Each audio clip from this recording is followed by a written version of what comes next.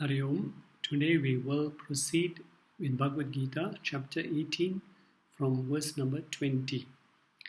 In the verse number 19, which we discussed in the last session, the Lord said that knowledge, action, and doer, that is jnanam, karma, and karta. These three things the Lord said are of different qualities depending on the individual gunas of a person. It will vary from person to person. So depending on the gunas a person has, his knowledge, his actions, and the type of doer, the karta he is, will depend on the type of gunas. And it is important for us therefore to understand that if we have sattvic gunas which are predominant, definitely we will seek right knowledge. And once we seek right knowledge, then our actions also will be righteous.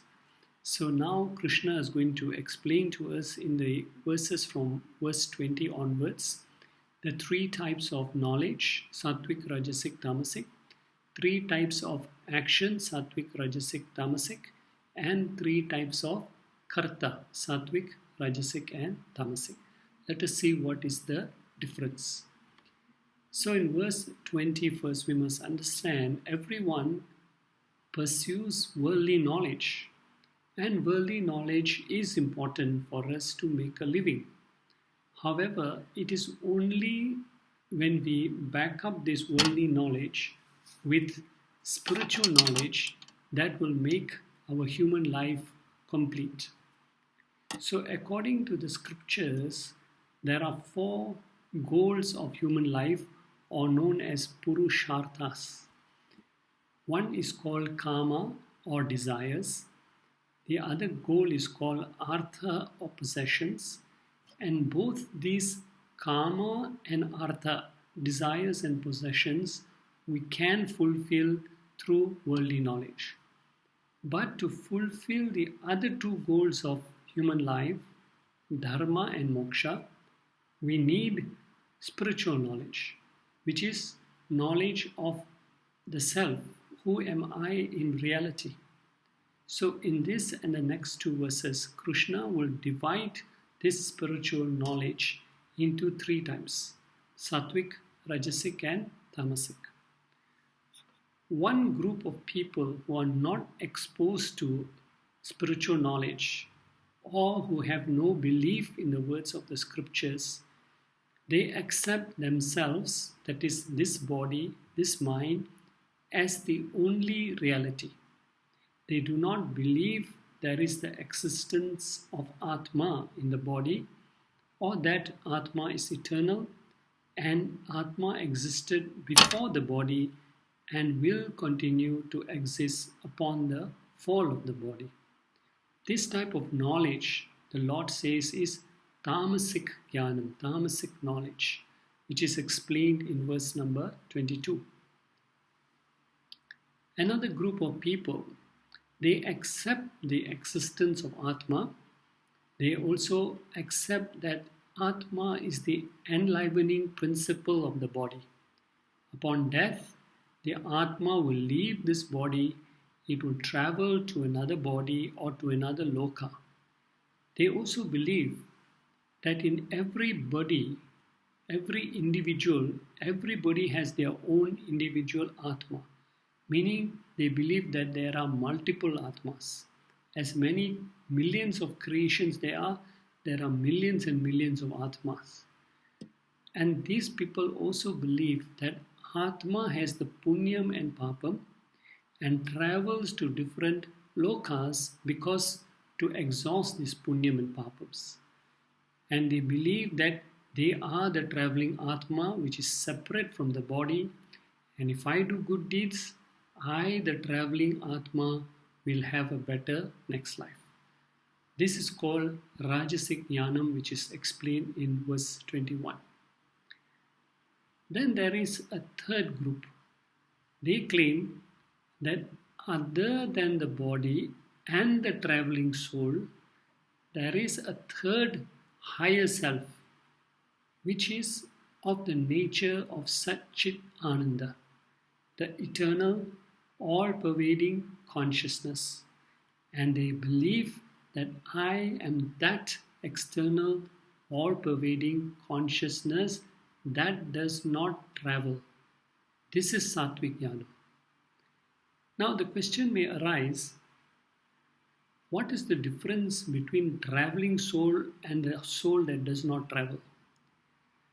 Traveling soul, we must understand, that which leaves the body is the subtle and causal body.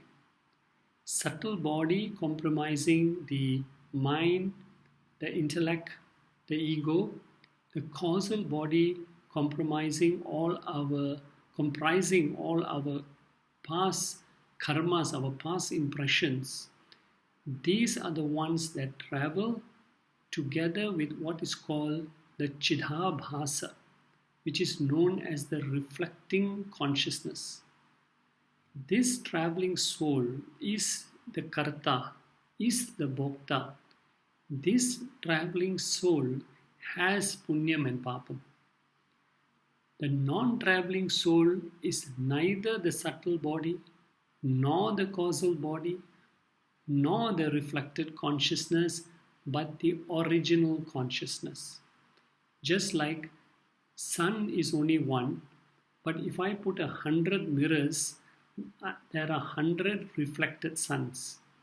So the reflected sun is known as Chidabhasa, or the traveling consciousness, but the sun is known as the Atma, which does not travel, which remains fixed in one place all the time. So, knowing this, let us now start with verse number 20,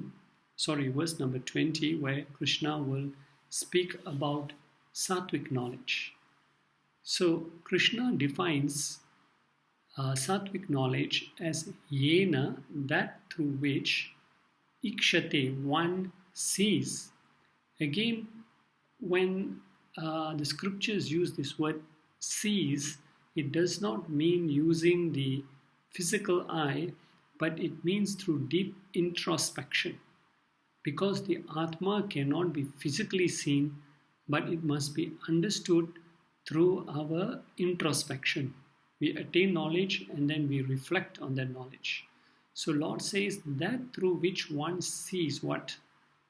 Sarva Bhuteshu, all the beings consisting of all the causal plus subtle plus gross forms, who are subject to birth and death, arrival and departure, this person sees or realizes that all the creation is vibhakteshu, which means it is diversified.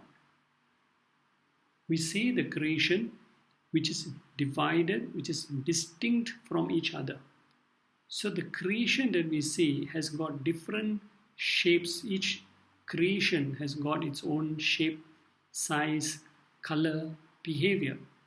So in and through all this diversity in the creation, one sees. It is not that the wise person does not recognize that there is diversity. He sees the diversity in creation, but because he has the right knowledge, what does the right knowledge tell him? The Sattvic knower only sees or realizes, discerns that the Atma, here the Atma is called in this verse as Bhavam, the entity, the all-pervading, eternal consciousness, self-effulgent bliss. So there are three descriptions which are given to this Atman in this verse. Number one, Sri Krishna mentions that the Atma is avyayam. It is immutable. It does not change. It is imperishable. So it tells us that this Atma is different than what we see in the creation, because everything in the creation is subject to birth, decay, change, and finally it perishes. However, this Atma is different than what we see in the creation, the diversity. This Atma is not subject to birth and decay and death. So it is known as Avyayam. Second quality given in this verse is about the Atma is it is avibhaktam, which means it is undivided. Even though we see that there is Atma in this person, there is Atma in that person, there is Atma in the bird, there is Atma in the insect. Everywhere Atma exists. In that diversified creation, Atma exists in everything.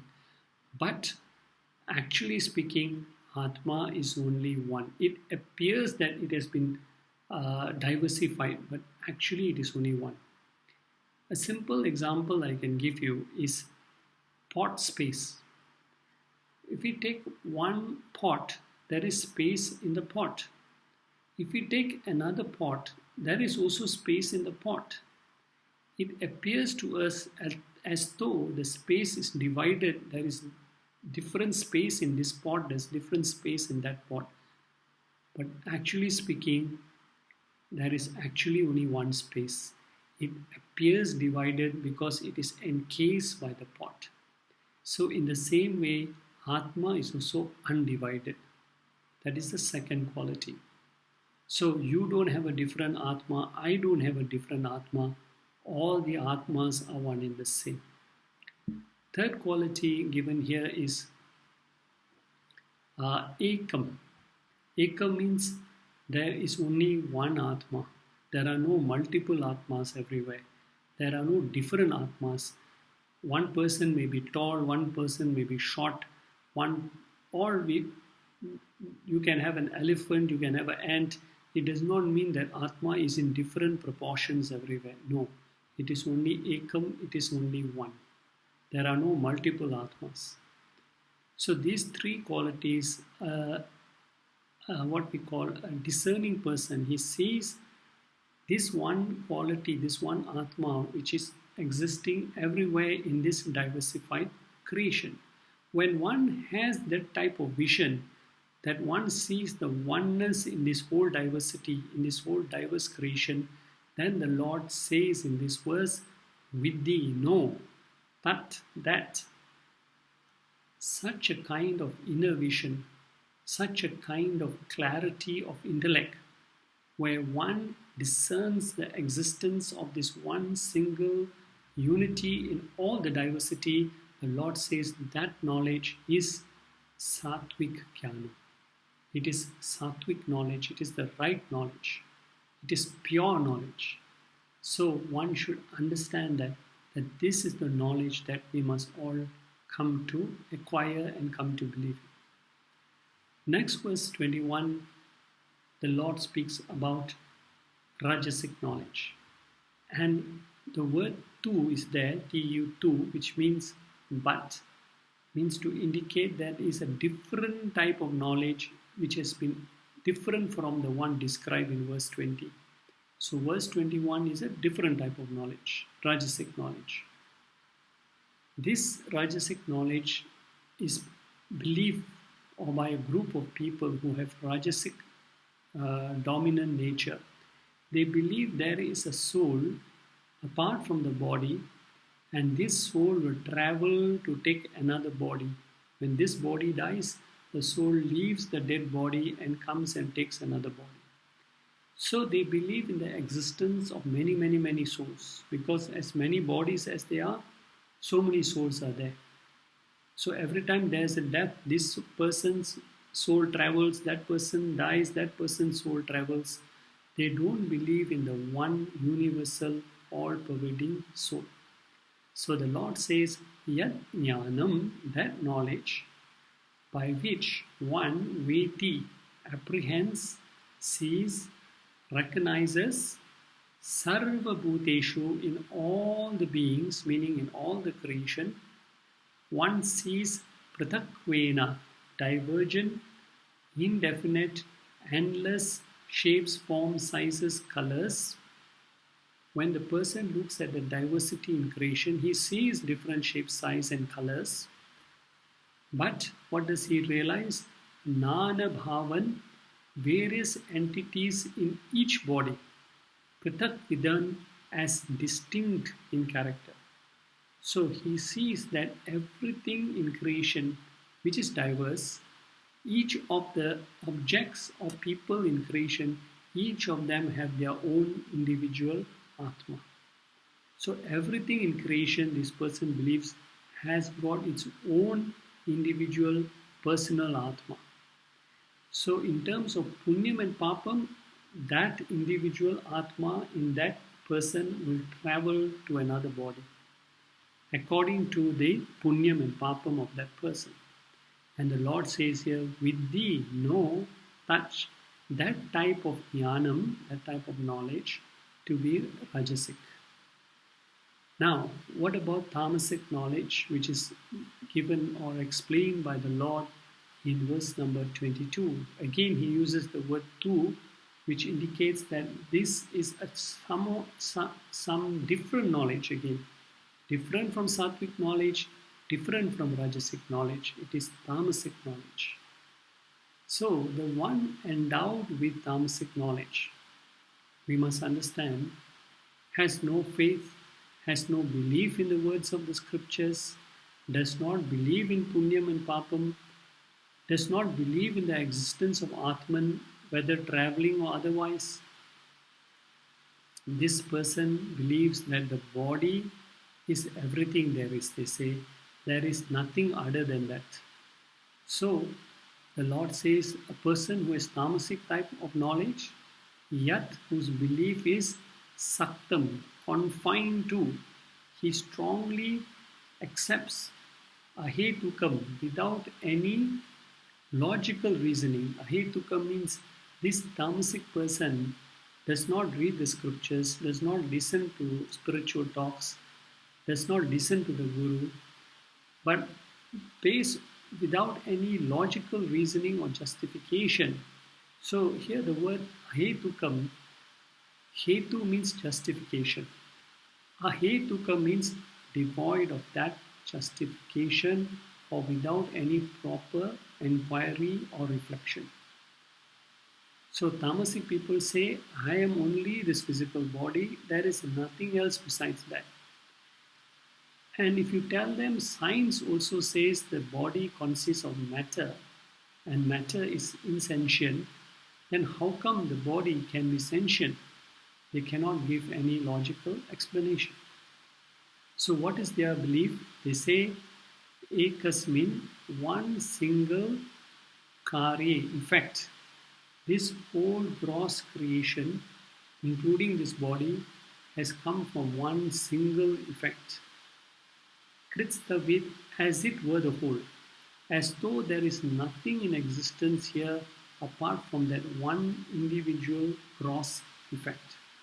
So this whole creation has come about by the gross transformation of the 5 elements. And when this body perishes, everything goes back to the 5 elements. There is no such thing as Atman, there is no such thing as what you call the body perishes. They believe that the body also perishes. Whatever is life or what is consciousness in it also perishes at the same time. And if you point out to them that the scriptures are talking about the existence of the imperishable Atman, they will claim that Atman is the body, there is nothing else beside that. So such a person who has knowledge that is devoid of any logical reasoning and is deemed as tamasic knowledge, the Lord said is athatvar dhavat, not concerned with truth. He or she does not accept the logical explanation of the scriptures, the experience of the saints who have realized the soul. They don't accept all this. So the Lord says this knowledge of Atman, this knowledge which exists, these tamasic people consider it as alpam, as trivial. They don't accept it, they consider it as insignificant knowledge.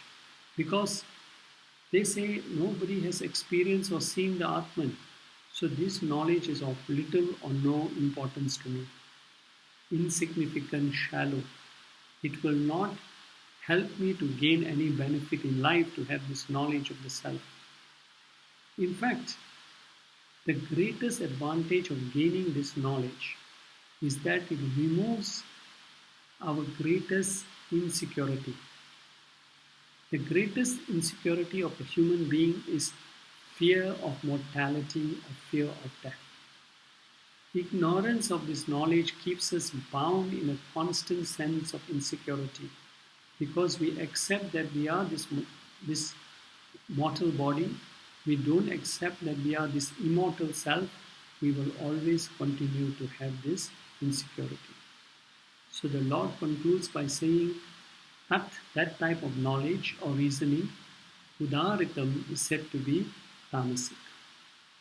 So the three types of knowledge has been explained, and we have to understand that sattvic knowledge comes from the study of Vedanta, the study of Bhagavad Gita, study of Upanishads, and study of the Vedic portion, which is the Vedas. There is a portion known as Jnana Kanda, which explains everything about the Atman.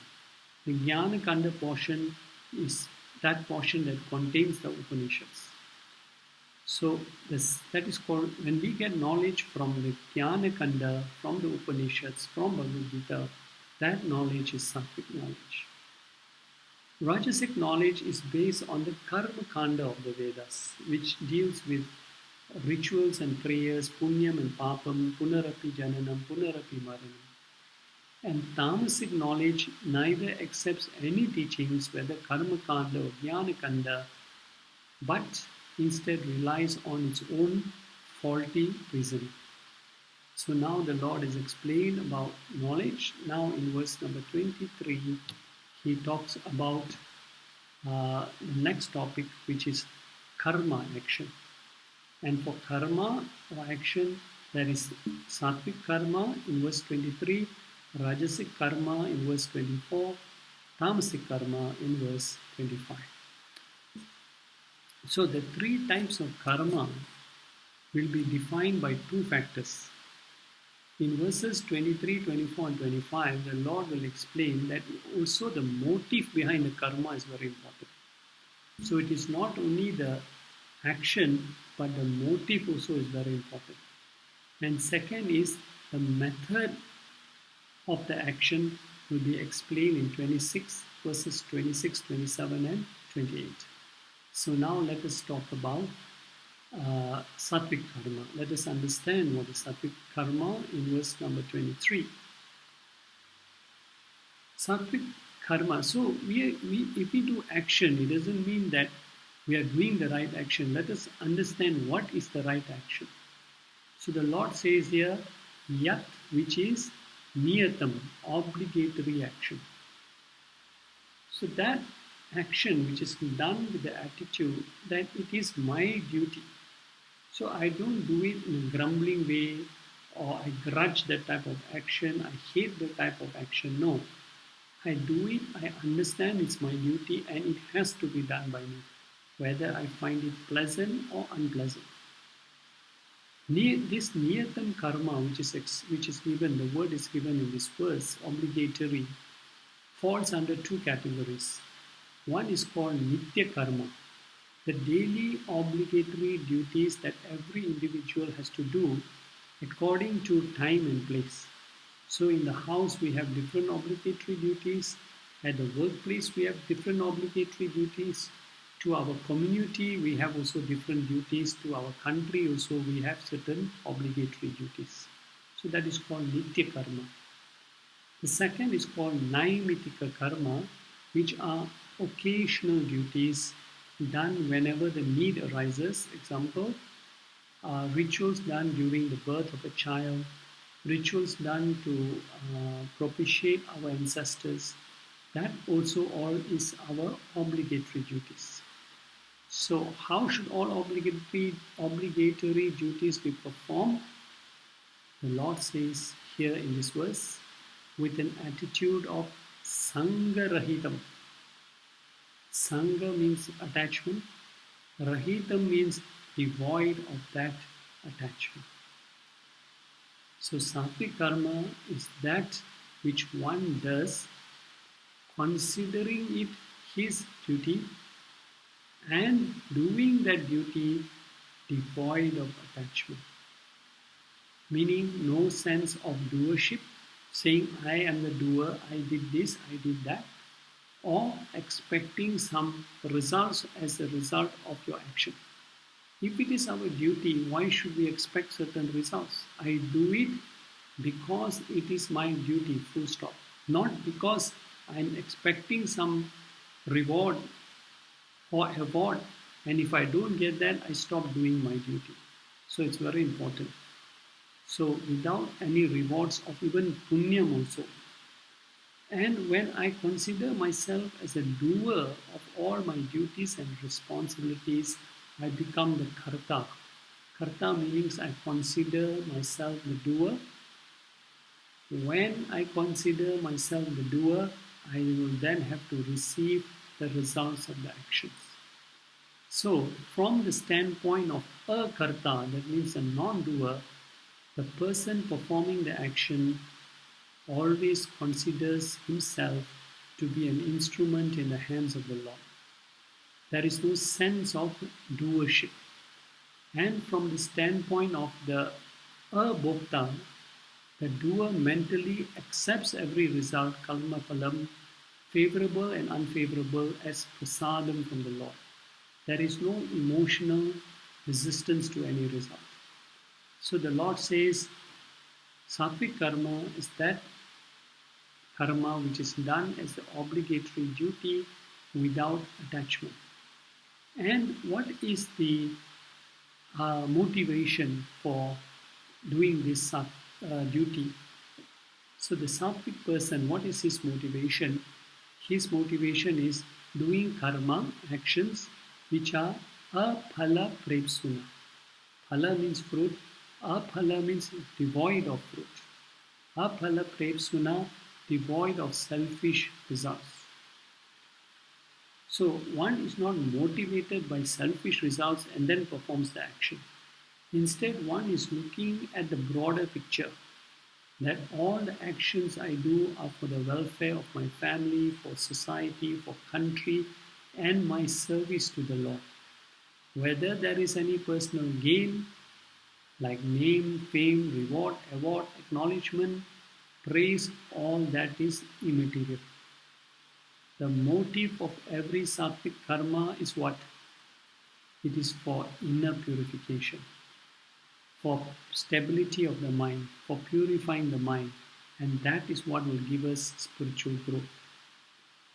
And if any worldly result comes, whether it comes or not, it is not the motivating factor of their actions.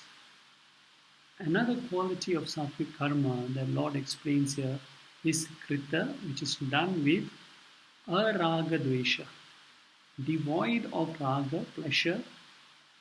Okay, saying I will gain so much name and praise for that effort, and also devoid of dvesha, not considering the action as painful, troublesome. We grumble while doing the action, we hate doing the action, because it's our duty we have to do it, but we do it by grumbling and call it painful, troublesome action. So, and also not doing action filled with anger and frustration, etc. So, sattvic karma is that action which is performed devoid of personal likes and dislikes, whether the action is going to bring us pain or pleasure, loss or gain, or using, or the motive of the action is to destroy somebody else. That is not the deciding factor. A karma yogi follows action based on scriptural knowledge, that is dharma. So that is sattvic action. The Lord says, he concludes in this verse, he says, that action, sattvikam uchyate, is said to be sattvic action. And sattvic action always promotes mental or inner purity. So up to this we will stop today, and when we resume the next lesson, we will carry on with chapter 18 verse 24, which explains about rajasic action or rajasic karma. Hari Om Tat Sat.